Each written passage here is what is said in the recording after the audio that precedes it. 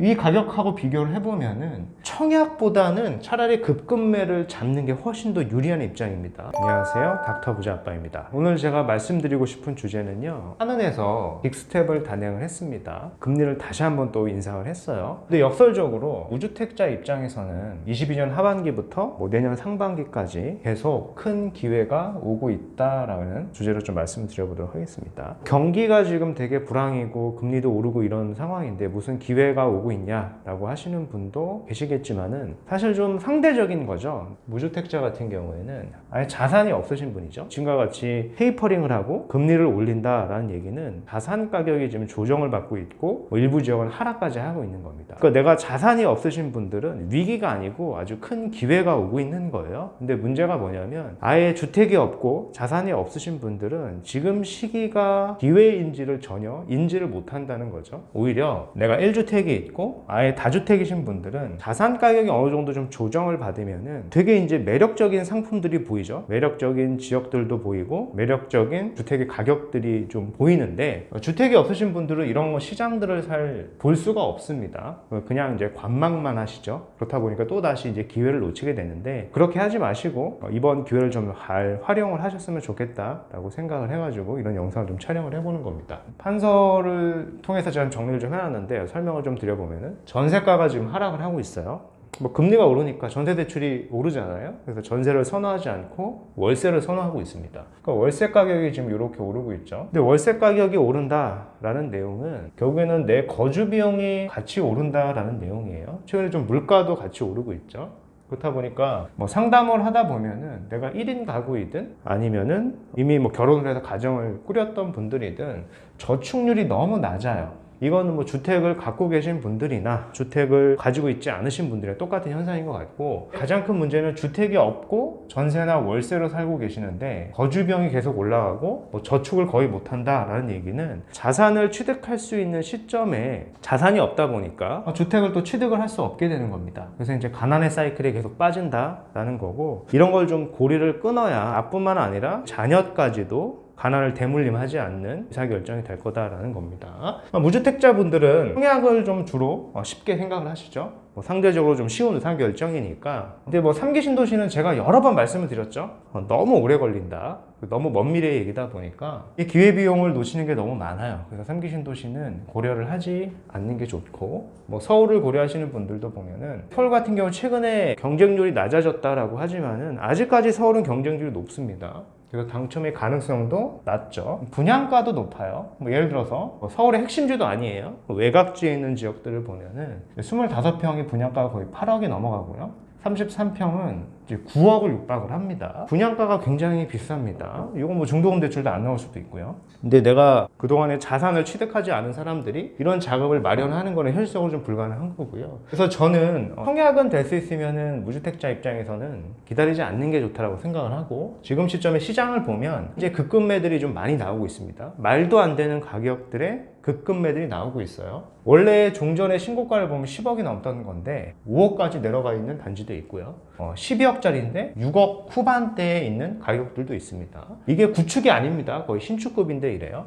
이 가격하고 비교를 해보면은 청약보다는 차라리 급급매를 잡는 게 훨씬 더 유리한 입장입니다. 청약이 될 줄도 모르고 된다라고 하더라도 분양가도 매우 높다 보니까 차라리 청약을 하는 것보다는 급급매를 잡아가지고 저가 매수 기회로 활용하는 게 훨씬 좋다라는 거예요. 내가 금리 부담이 되면 갭으로 매수해놓고 거주하고 투자를 좀 분리하셨다가 추후에 금리가 좀 낮아졌을 때 이제 그때 담보대출을 받아가지고 입주를 하는 전략도 나쁘진 않겠죠. 근데 이런 급급매에 대한 부분들이 무주택자 입장에선 잘 보이지가 않아요. 이게 가격이 과연 싼 건지, 이 가격이 더 떨어질 것 같죠?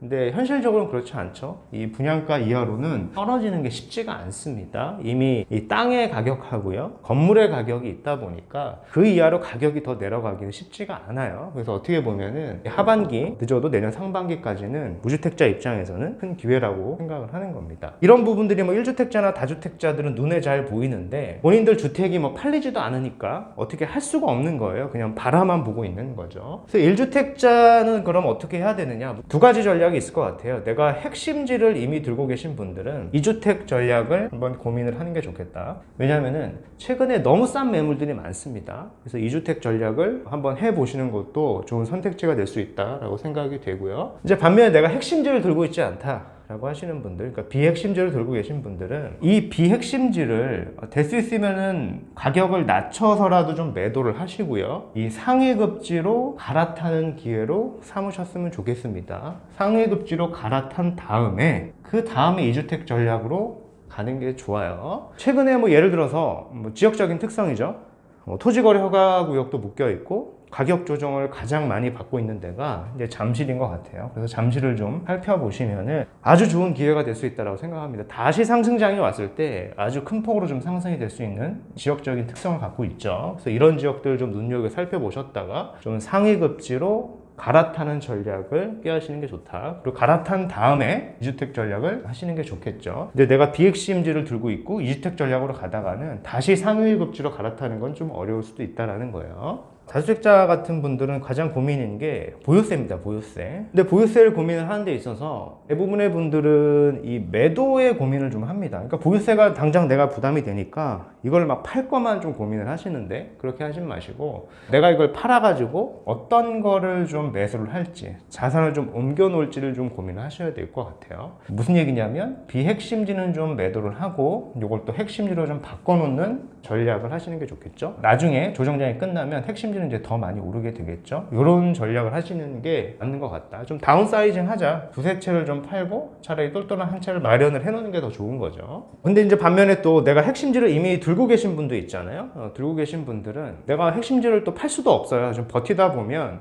버틸 대로 좀 버텼는데 보유세 부담이 좀 많이 되니까 이럴 경우에는 비주택이라던가 법인으로 하는 투자를 좀 고민을 해 보시는 게 좋습니다. 저는 이제 법인은 강남권 꼬마 빌딩을 좀 추천드려요. 최근에 이제 금리가 올라가고 있으니까 원래는 매물로 잘 나오지 않는 그런 강남권의 꼬마 빌딩조차 일부 좀 매물로 나오는 것 같습니다. 그래서 그런 것들을 좀 기회로 삼아 보시는 게 좋을 것 같아요. 원래는 이런 매물들이 잘 나오지가 않는데 매력적인 매물들이 금리가 올라가니까 요거를 법인으로 좀 매수를 해가지고 투자로 좀 타이밍을 잡아보는 것도 좋다라고 생각을 합니다. 제가 항상 강조하는 게 있죠. 부자가 되려고 하면은 우리는 자산을 취득을 해야 되고 자신만의 시스템, 그 시스템을 좀 활용을 해줄 수 있는 사람을 좀 만들어야 된다라는 얘기를 했습니다. 물론 이 시스템은 온라인이나 오프라인 뭐 마찬가지예요. 어떤 걸 선택하셔도 좋은데 이런 것들을 빨리 내가 선택을 해가지고 여기에 이제 레버리지 지수를 높여야지 내가 이제 부자가 될 수 있다라는 겁니다. 근데 이제 무주택자 같은 경우에는 부자가 될 수 있는 필수 요건 세 가지를 아무것도 사용을 하고 있는 게 아니에요. 그렇다 보니까 빠르게 좀 자산을 취득을 하는 게 맞겠고요. 1주택자나 다주택자 같은 분들은 상담을 하다 보면은 뭐 자산 취득은 잘 하셨는데 2번과 3번이 많이 취약합니다. 그러니까 사업이죠. 사업소득을 통해서 본인의 급여의 소득을 좀 만들어내는 그런 의사결정을 좀 하시는 게 부자가 될 수 있는 방향성이다 라고 말씀을 드려보도록 하겠습니다.